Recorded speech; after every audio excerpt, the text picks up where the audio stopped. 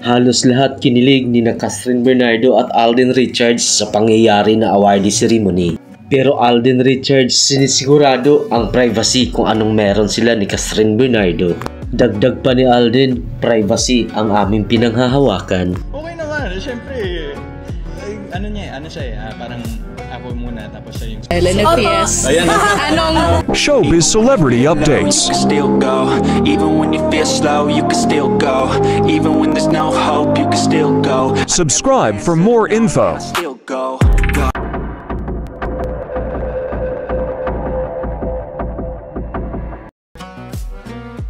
Alden Richards Multimedia Award at Catherine Bernardo Box Office Queen Award na halos lahat laman ng mga social media platform na naging issue at mainit na pinag-uusapan ang pag-alalay ni Alden Richards kay Kath. Sa award din na ito mas lalong pinag-uusapan at mas lalong bumilog at lumaki ang tenga ng mga marites. Ang sabi kasi bakit pa nagtatago sina Alden at Catherine nung kitang-kita naman sa publiko. Pero pagbuelta sa ilan, dati-rati pa, kahit hindi pa sikat si Alden, talaga naman itong napaka-super gentleman. Sa ambush interview, talagang hindi naman nakaligtas si Alden Richards nung tinanong nga ito tungkol sa kanila ni Cass kung ano nga bang senaryo ng kanilang relasyon. Or kung meron niya bang relasyon sina Alden at Cass, pero paglilinaw pa ni Alden, ayos naman sila at wag agad maniniwala. Okay naman, syempre. Sa maingat na sagot ni Alden Richards patungkol sa kanilang dalawa ni Catherine Bernardo, ingat naman tayo mga kapatid, ingat tayong lahat.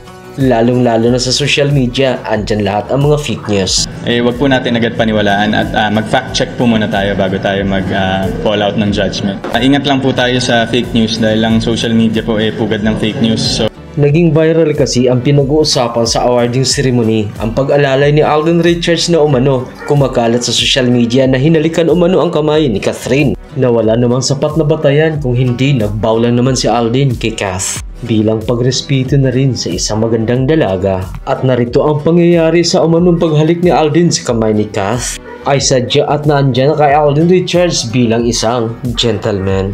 Dagdag pa ni Alden Richard, hanggat hindi ang official account ng mga artista nang nagpo-post sa mga pangyayari, huwag agad tayo maniniwala sa mga maling balita.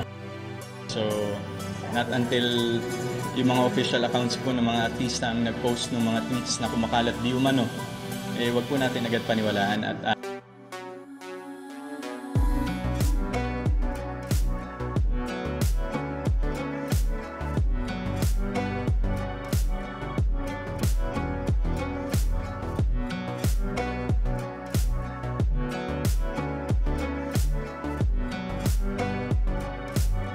Thanks for tuning in. See you for more updates.